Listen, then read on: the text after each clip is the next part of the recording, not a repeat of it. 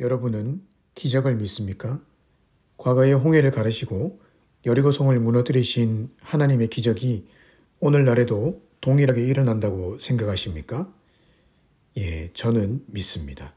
왜냐하면 누가복음 1장 37절에도 보면 대저 하나님의 모든 말씀은 능치 못하심이 없느니라 라고 말씀하고 있기 때문입니다. 이 말은 천사 가브리엘이 마리아에게 수태고지를 할 때 썼던 말로서 하나님이 한번 하시고자 하시면 처녀의 몸에서도 예수님이 태어나게 하실 수 있고 그 어떤 다른 기적도 행하실 수 있다는 말입니다. 저는 이 기적을 오늘 본문에 나타난 사도 바울의 삶을 통해서도 확인하고 있습니다. 오늘 본문은 사도 바울이 자신이 전한 복음이 참된 복음임을 강조하기 위해 바울 자신이 회심했던 과정을 소개하고 있습니다. 한마디로 하나님의 은혜로 자신이 예수님을 믿게 되었다는 것입니다. 그런데 사도 바울이 살아왔던 삶을 가만히 살펴보면 이 회심 과정 자체가 바로 기적입니다. 왜냐하면 다른 사람은 몰라도 바울은 절대로 예수를 믿을 사람이 아니었기 때문입니다. 13절에 보면 바울이 과거에 어떤 삶을 살았는지 기록되어 있습니다. 그는 하나님의 교회를 심히 박해해서 멸망시키고자 했던 사람입니다. 사도행전 7장에 보면 스데반이 돌에 맞아 죽을 때 그 곁에 서서 저놈은 죽어 마땅하다라고 동의했던 사람입니다.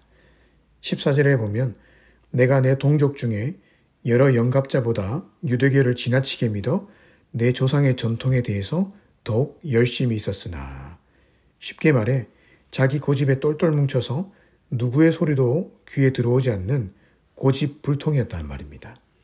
13절에 보니 바울이 지금까지 행했던 그 일들이 얼마나 유명했던지 지금 갈라디아서를 읽고 있는 독자들도 다 그 일을 알고 있을 정도였습니다.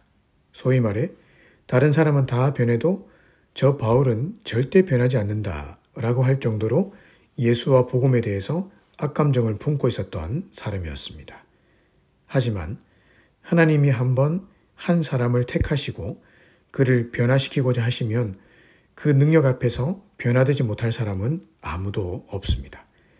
아무리 바울 같은 사람이라 할지라도 심지어 그가 예수 믿는 사람들을 잡아서 옥에 가두기 위해 다메섹으로 가던 그 길목이었다 할지라도 하나님이 그를 강권적으로 사로잡으시니 그 자리에서 고꾸라질 수밖에 없었습니다. 절대 변화될 것 같지 않던 철판 같은 마음이었다 할지라도 하나님이 강제적으로 그것을 여시면 누가 저항할 수 있겠습니까? 오늘 본문에서 사도 바울은 바로 그런 하나님의 강권적인 역사하심이 지금 자신의 삶을 변화시켰다고 고백하고 있습니다. 지금 자신이 전하고 있는 그 복음은 하나님이 그의 삶에 베풀어 주신 은혜의 결과임을 고백하고 있습니다. 그가 변화된 과정이나 그가 지금 하고 있는 복음의 지식은 사람에 의해 이루어진 것이 아니라 하나님의 기적적인 간섭하심으로 이루어진 것임을 고백하고 있습니다.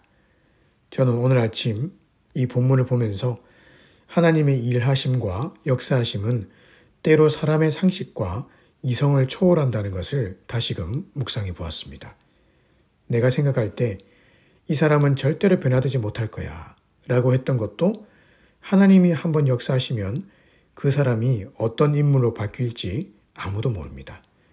내가 생각할 때 결코 변화될 것 같지 않던 상황도 하나님이 한번 역사하시면 그 상황이 어떻게 변화될지 아무도 모릅니다.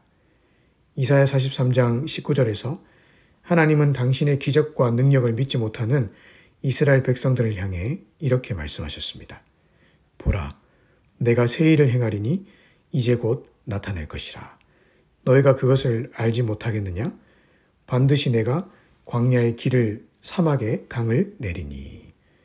이스라엘 백성들의 이성과 상식으로 판단할 때는 그들의 바벨론 포로에서 노임을 받는 것이 불가능해 보였습니다. 아무리 하나님이라 할지라도 그런 상황은 변화시키지 못할 것이라고 생각했습니다. 하지만 그들의 그런 생각은 틀렸습니다. 하나님은 광야에서도 길을 내시고 사막에서도 강을 내시는 분이시기 때문입니다. 사람이 안 된다고 판단했던 것도 하나님이 한번 손을 대시면 새롭게 변화가 됩니다. 실제로 하나님은 그들이 상상할 수 없던 방법으로 페르시아를 일으켜서 바벨론을 쳐 부수셨고 고레스를 통해 그들을 포로에서부터 해방시키셨습니다. 그것이 하나님의 역사입니다. 하나님의 역사는 우리의 생각 속에 갇혀 있는 것이 아니라 우리의 생각을 뚫고 나와서 모든 일을 성취해 나가시는 기적의 역사입니다. 그 기적은 오늘도 동일하게 일어나고 있습니다. 왜냐하면 하나님은 어제나 오늘이나 영원토록 동일하신 분이시기 때문입니다. 하나님은 오늘도 사도 바울처럼 결코 변화될 것 같지 않던 사람들도 변화시키실 수 있고 이스라엘 백성들이 직면했던 바벨론 포로 생활과 같은 절망 속에서도 소망의 길을 만드실 수 있는 분이십니다. 중요한 것은 내가 그 하나님을 얼마나 믿고 신뢰하느냐입니다. 우리가 하나님의 역사를 믿지 못하고 내 생각 속에 갇혀서 하나님을 제한할 때는 하나님의 기적을 경험하지 못할 때가 있습니다. 왜냐하면 하나님은 인격적이신 분이시기 때문입니다.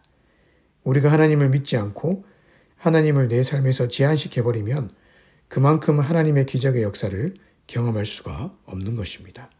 하지만 하나님의 능력과 역사를 기대하며 비록 내가 현재 아무 길과 방법이 보이지 않는다 할지라도 하나님이 곧 길과 방법이 되신다는 사실을 믿고 하나님께 모든 가능성을 열어드리면 하나님이 우리의 삶을 당신의 방법대로 가장 선하게 이끌어 가실 것입니다. 따라서 오늘 하루 우리의 삶에 기적을 행하실 하나님을 기억하고 기도하며 기다리고 기대하십시다. 하나님을 기대하는 자는 반드시 하나님의 역사를 경험하게 될 것입니다. 내 남편과 자식을 위해서 드리는 기도 앞에서도 하나님이 일하실 가능성을 열어놓고 기도하십시다. 때가 되면 하나님이 우리의 기도를 통해 그들의 마음을 강권적으로 여셔서 사도 바울과 같은 변화의 기적을 체험케 하실 것입니다. 오늘 하루도 하나님을 향한 이런 기대와 믿음으로 승리하시기를 주님의 이름으로 축복합니다.